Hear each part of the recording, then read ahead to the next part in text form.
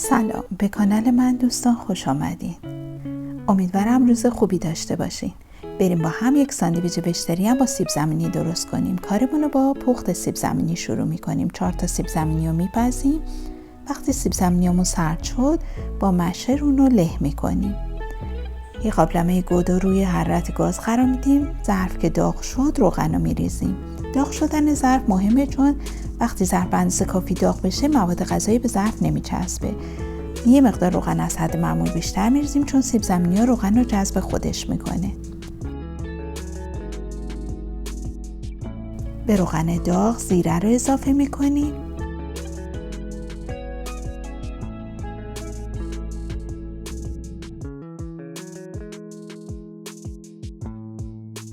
یه مقدار که زیره تفت خورد، سیب زمینیایی که پخته بودیم رو اضافه میکنیم. 1 قاشق زردچوبه، نمک، فلفل قرمز، اگه تندی دوست ندارین فلفل سیاه اضافه کنین، 1 قاشق پودر گیشنیز، برای ترشی غذا پودر انبه و ادویه گرم مساله رو اضافه میکنیم. مواد رو کاملا هم میزنیم.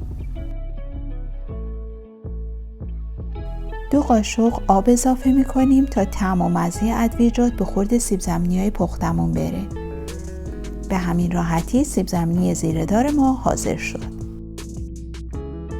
برای درست کردن ساندویچمون پنیر پیتزا که رندش کردیم، گوجه فرنگی حلقه شده، فلفل دلمه خرد شده، 3 عدد نان توست، پیاز حلقه‌ای، سس نعنا،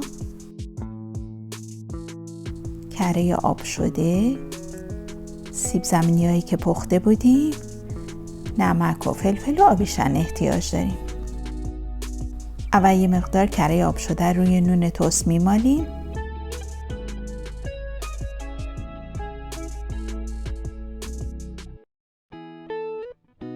سیب زمینی‌هایی که آماده کرده بودیم و روی نون قرار میدیم. 2 حلقه فلفل دلمه‌ای میذاریم.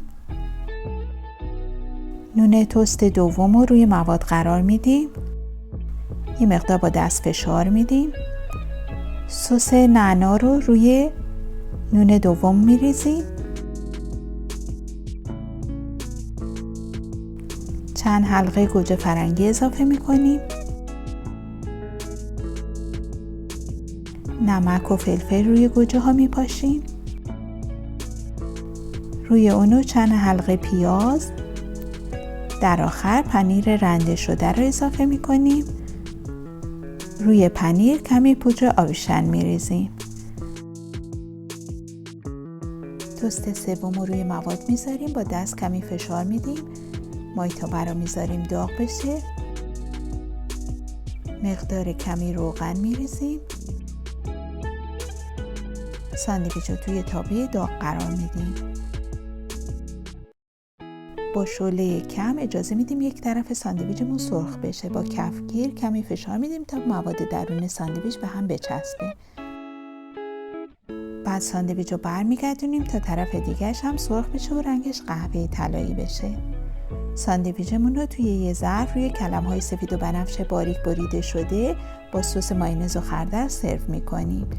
امیدوارم از این ساندویچ گیاهی خوشتون بیاد. خدا نگهدار.